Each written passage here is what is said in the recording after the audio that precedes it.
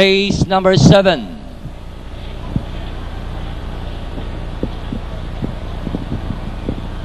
And the rough.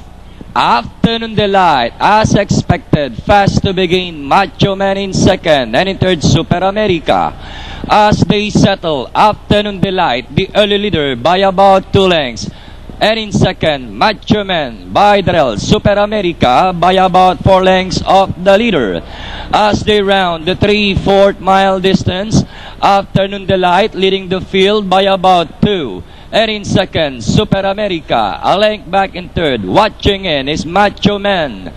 As they hit down the back, Afternoon Delight in front by about 2 lengths. Super America in second. Macho Man remains in third, but still by about 4 lengths from back to front. Inside the last 800, it is still Afternoon Delight by about 2.5 lengths.